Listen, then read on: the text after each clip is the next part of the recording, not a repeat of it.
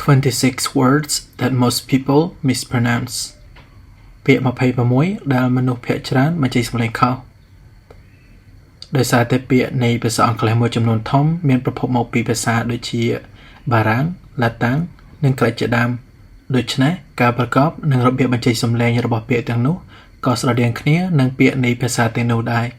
តោះយើងមកមើលពាក្យទី1របស់យើងនៅពេលដែលអ្នកទាំងអស់គ្នាឃើញពាក្យនឹងដំបូងអ្នកទាំងអស់គ្នាអាចនឹងអានពាក្យនឹងថា phlegm មែនទេ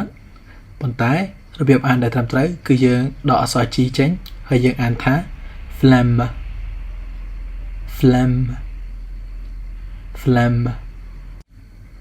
ពាក្យថា phlegm មានន័យថា slash សម្បោឬក៏ប្រែថាភាពស្ងប់ស្ងាត់ឥឡូវនេះយើងមកមើលពាក្យទី2របស់យើងកាលខ្ញុំទៅរៀនមុនដំបូងខ្ញុំអានពាក្យនឹងថា chaos ដោយសារតែខ្ញុំឃើញអក្សរ ch ក្នុងហ្នឹងហើយគិតថាវាស្មើនឹងអក្សរឆប៉ុន្តែរបៀបអានដែលត្រឹមត្រូវរបស់វាគឺ chaos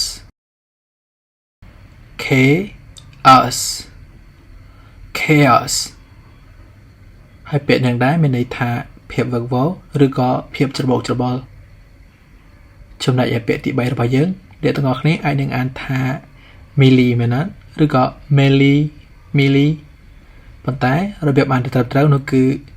melee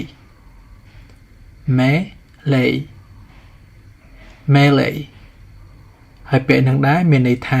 ការឆ្លោះទាស់ទែងគ្នាឬក៏ការវាយតប់គ្នានៅក្នុងអវងមនុស្សច្រើនពាក្យទី4បើសិនជាយើងអានពាក្យនឹងតាមការមើលឃើញរបស់យើងនឹងអានវាថា colonel មែនទេប៉ុន្តែរបៀបអានដែលត្រឹមត្រូវរបស់វាគឺ colonel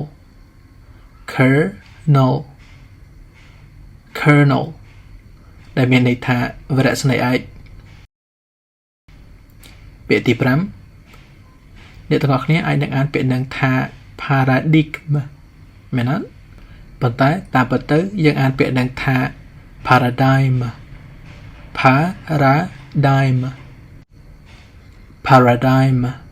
ដោយយើងអានដោយដកអក្សរ G ចេញហើយពាក្យនឹងដែរមានន័យថាគំរូពាក្យទី6អ្នកទាំងអស់គ្នាអាចនឹងអានពាក្យនឹងថា Iceland ប៉ុន្តែការអានដ៏ត្រឹមត្រូវគឺយើងអានវាថា island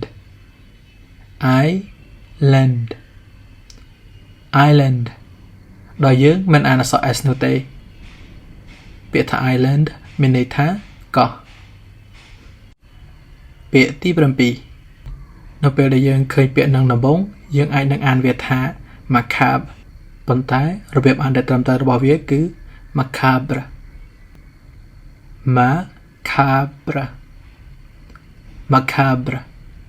ដោយយើងអានពាក្យនឹងតាមរបៀបភាសាបារាំងពាក្យនឹងដែរមានន័យថាដែលគួរឲ្យខ្លាចឬរន្ធត់ពាក្យទី8ពាក្យនឹងដែរកាលខ្ញុំរៀនមុនដំបូងខ្ញុំអានវាថា Bologna ឬក៏ Bologna ប៉ុន្តែរបៀបដែលអានដែលត្រឹមត្រូវរបស់វាគឺ Bologna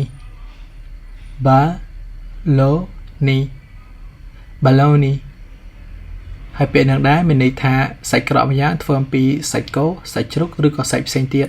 ដែលមានដើមកណាត់មកពីប្រទេសអ៊ីតាលីពាក្យទី9នៅពេលដែលយើងឃើញពាក្យនឹងដំបូងយើងអាចនឹងអានវាថា thorough មែនទេប៉ុន្តែរបៀបអានដែលត្រឹមត្រូវរបស់វាគឺ thorough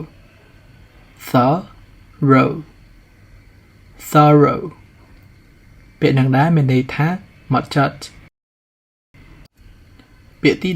10ពាក្យនឹងដែរកាលខ្ញុំរៀនពាក្យនឹងដំបូងខ្ញុំអានវាថា genome ប៉ុន្តែរបៀបអានដែលត្រឹមត្រូវរបស់ពាក្យនឹងគឺយើងអត់អានអក្សរ G ទេដូច្នេះយើងអានវាថា nome ដែលមានន័យថាកូនមនុស្សតូចៗដែលមាននៅក្នុងរឿងព្រេងពាក្យទី11ពាក្យនឹងដែរនៅពេលដែលយើងឃើញវាដំបូងយើងអាចនឹងអានវាថា mortgage មែនទេប៉ុន្តែរបៀបអានដែលត្រឹមត្រូវរបស់វាគឺ mortgage ដោយយើងមិនអានអក្សរ T នោះទេពាក្យថា mortgage មានន័យថាការបញ្ចាំទ្រព្យសម្បត្តិ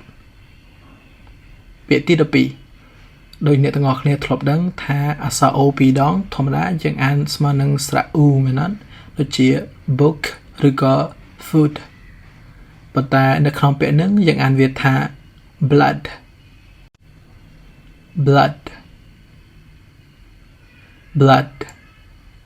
ដែលមានន័យថាឈាមពាក្យទី13ពាក្យនឹងដែរបើសិនជាយើងអានមុនដំបូងយើងអាចនឹងអានវាថា hyperbole ប៉ុន្តែរបៀបអានដែលត្រឹមត្រូវរបស់វាគឺ hyperbole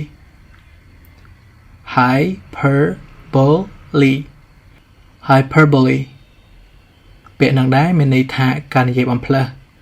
ជាធម្មតានិយាយថាអ្វីមួយអស្ចារ្យជាងរឿងពិតពាក្យទី14ពាក្យនឹងដែរយើងអត់អានអក្សរ H នោះទេដូច្នេះយើងអានវាថា honest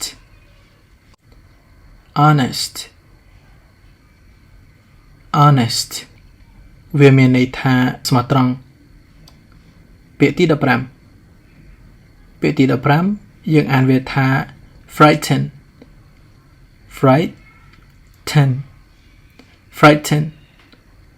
ពាក្យនឹងដែរមានន័យថាបន្លាចឬក៏ធ្វើឲ្យខ្លាចពាក្យទី16នៅពេលដែលយើងឃើញពាក្យនឹងដំបូងយើងអាចនឹងអានវាថា Iran ឬក៏ Iron មែនទេប៉ុន្តែរបៀបអានដែលត្រឹមត្រូវរបស់វាគឺ iron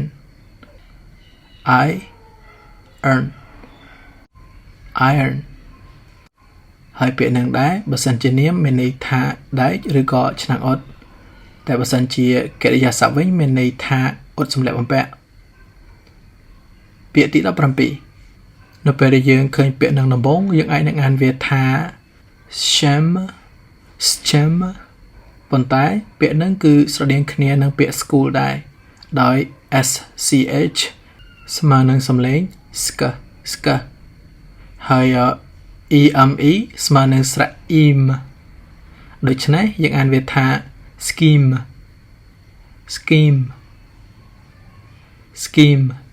ដែលមានន័យថាកម្រងការឬក៏កម្រងការងារពាក្យទី18ដូចជាយើងបានឃើញអញ្ចឹងពាក្យនឹងកើតចេញពីការផ្គុំនៃពាក្យ cup ដែលមានន័យថាពែងនិងពាក្យថា board ដែលមានន័យថាក្តារខៀនហើយបើសិនជាយើងឃើញវាដំបូងយើងច្បាស់ជាអានវាថា cupboard មែនទេប៉ុន្តែការអានដែលត្រឹមត្រូវរបស់ពាក្យនឹងគឺយើងអានវាថា cupboard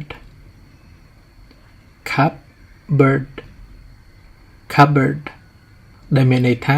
ទូដាក់ចានឬក៏ពែងកែវពាក្យទី19ពាក្យនឹងដែរកាត់ឡើងពីការផ្គុំនៃពាក្យ con បូកជាមួយនឹងពាក្យថា science ប៉ុន្តែយើងមិនអានវាថា conscience នោះទេយើងអានវាថា conscience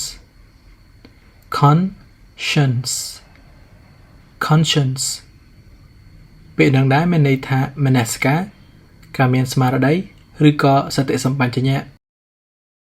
ពាក្យទី20នៅពេលដែលយើងឃើញពាក្យនឹងដំបូងយើងអាចនឹងអានវាថា jeopardy ប៉ុន្តែការអានដែលត្រឹមត្រូវនៃពាក្យមួយហ្នឹងគឺយើងអានវាថា jeopardy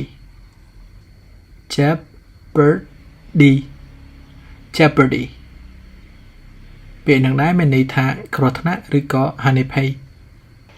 ពាក្យទី21ពាក្យនឹងដែរបើសិនជាយើងឃើញលើកដំបូងយើងអាចនឹងអានវាថា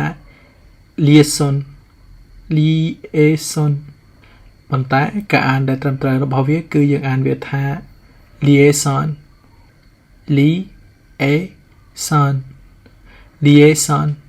ពាក្យនឹងដែរមានន័យថាសម្ព័ន្ធភាពអ្នកតាក់ទង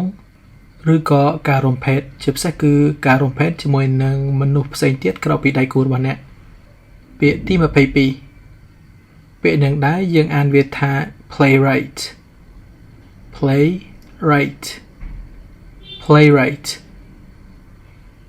ពាក្យនឹងដែរមានន័យថាអ្នកនិពន្ធរឿងល្ខោនពាក្យទី23នៅពេលដែលយើងឃើញពាក្យនឹងដំបូងយើងអាចនឹងអានវាថា pharaoh មែនទេប៉ុន្តែការអានដែលត្រឹមត្រូវរបស់ពាក្យនឹងគឺ pharaoh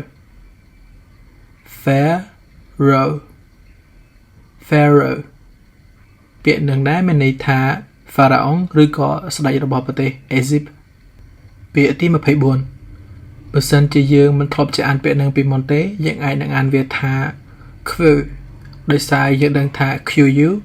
ជាធម្មតាមានសំឡេងថា ខ្វះដូចជាពាក្យថា Queen ប៉ុន្តែសម្រាប់ពាក្យនឹងវិញយើងអានវាថា Q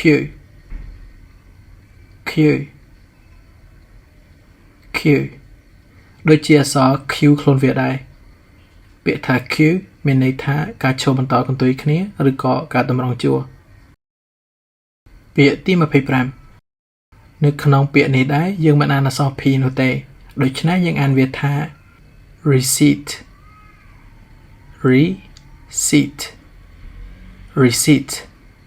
ដែលមានន័យថាបង្កាន់ដៃពាក្យទី26ពាក្យនឹងដែរបើសិនជាយើងទៅតែឃើញវាដំបូងយើងអាចនឹងអានវាថា zucchini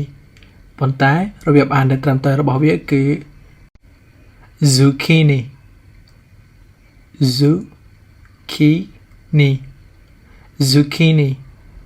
ពាក្យនឹងដែរមានន័យថា zucchini